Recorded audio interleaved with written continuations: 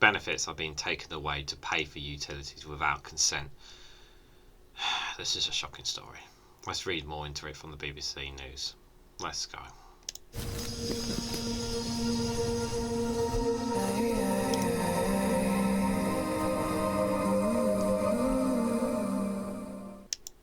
Good morning, good afternoon, good evening, wherever you are in the world. This is REGANELITE here with an article from the BBC News with the headline that benefits taken away to pay for utilities without their consent.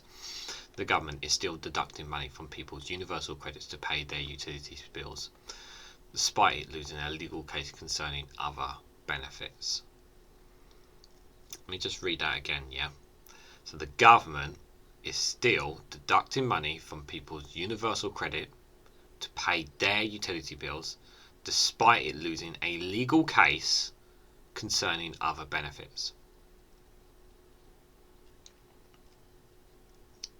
Last year, High Court judges said the scheme, which allows money to be taken from people claiming benefits to pay energy bills, was unlawful if the claimant had not been consulted first. But the ruling did not cover people on universal credit, and the BBC News has found thousands are still having money taken from them. And the government says the policy is fair.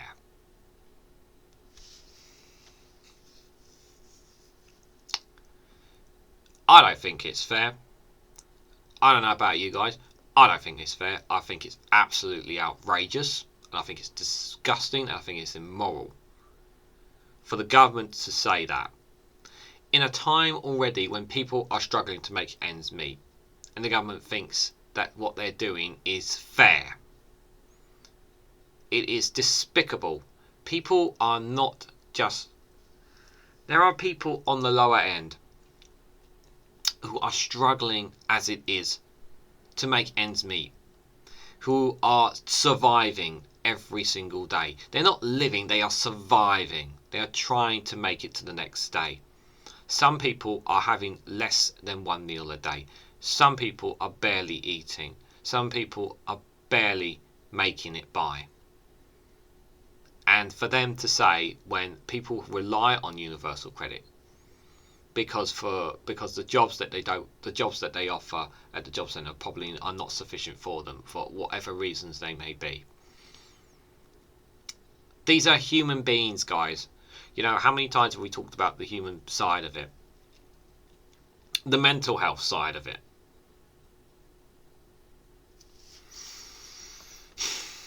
It says the scheme protecting people from the potential serious consequences if bills were not paid, including homelessness, disconnection, court action, and ultimately imprisonment. But critics say it's unfair. Under the policy, private utility companies and others can apply for the Department of Work and Pensions for up to 25% of their person's benefit to be paid directly to them to repay a debt and meet ongoing usage costs. However, in September last year, a disabled former Leicestershire police consultant won a High Court case against the scheme. Helen Timson, who was unable to work because of her physical and mental health conditions, said deductions had left her unable to pay her rent, and at one point she had to cancel an appointment for the NHS cancer scan because she could not afford to pay for a taxi. She successfully argued it was unlawful to take money without first checking with the claimant that she could afford to repay the amount, or challenged that they owed money at all. The government doesn't know 100%, where your bills lie. And they should be consulting you before doing anything on such matters when it comes to money.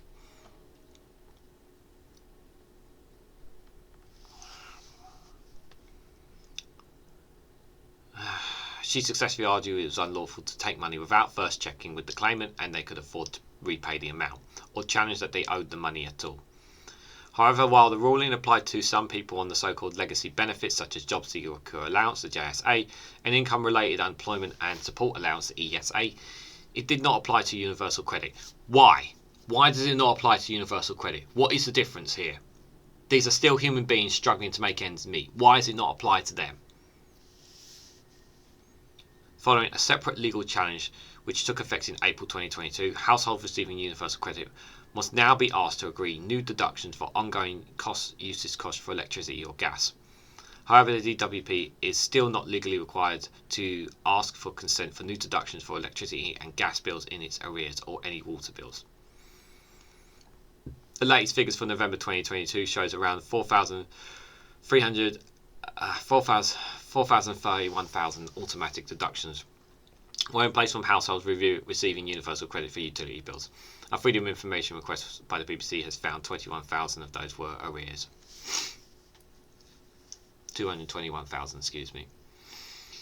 Mrs. Timpson said she has faced reduction several times without her consent, including when an energy company wrongly deducted £80.80 a month for her year and a half for a non-existing extinct debt up until 2019 that she had already settled and closed her account with the company. She told the BBC the scheme was fundamentally wrong, as she said. Can you imagine the uproar of banks handed over customers' savings at the request of utility companies, or employees handed over their wages? Exactly! Imagine that. Imagine your life savings and the bank just allow the utility company or whatever to take that money straight from you. Your life savings. When is the line, you know? The Department of Work and Pensions have wasted more taxpayer money defending the indefensible again at court in the hope that the DWP can remain taxpayer-funded debt collectors for utility companies. Okay, so this is utility deductions at universal credit households, consent needed for ongoing energy uses alone since April 2022. So the red box, I'm going to actually, because you guys can't exactly see that, I'm going to change my screen temporarily for you guys. Right, so the red area there is all utility areas. The orange area is energy ongoing usage, and the blue one there represents water ongoing usage. So it says at the bottom there, I know my avatar's blocking it a bit, so the DWP says numbers were rounded to the nearest 100 and some households may have had more than one third party deductions. And it says the figures were provisional and subject to retrospective change.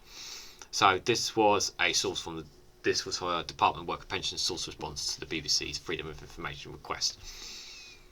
And as you can see here, that the usage of utility deductions has gone up from November 2020 all the way to November 2022 here. As you can see, it is gradually increasing there. Hope you found that, guys, useful. In June, the Department of Work and Pensions lost an appeal against the High Court ruling and is now allowing people the change to submit representations before new deductions are made from the legacy benefits. However, it says it does not plan to retrospectively seek consent from anyone having already deducted money. The DWP has also confirmed it did not make any money from administering third-party deductions, and the final cost of consenting to judicial review and appeal from Mrs. Timpson were not yet known. Counsellors and Money Advice Service, Noah's Ark Centre in Halifax, said it has helped more than 1,500 people across Calydale since 2017 who had money taken from their benefits.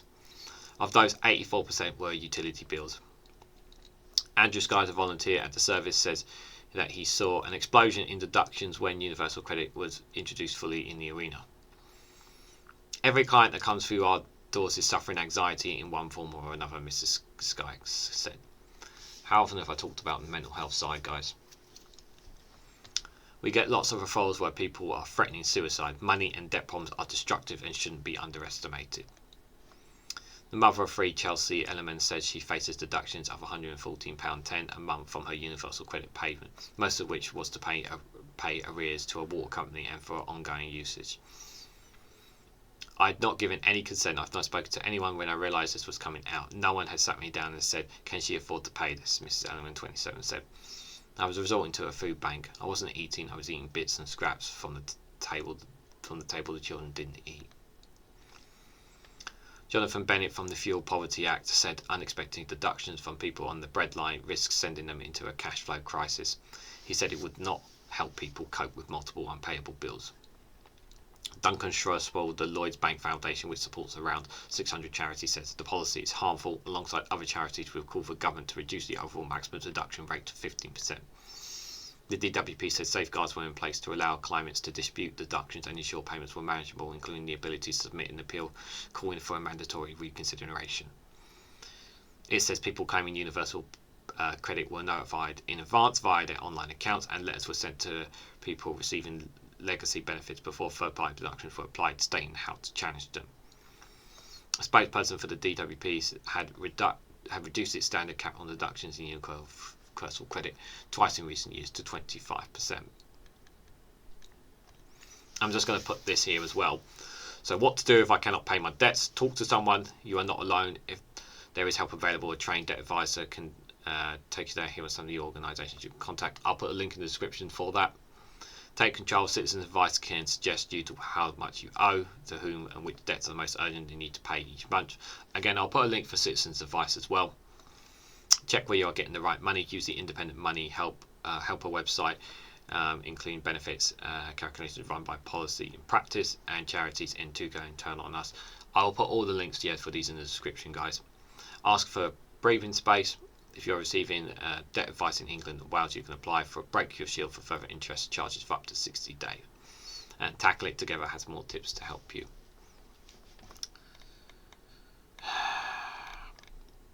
We have to call this out when it needs to be called out, guys.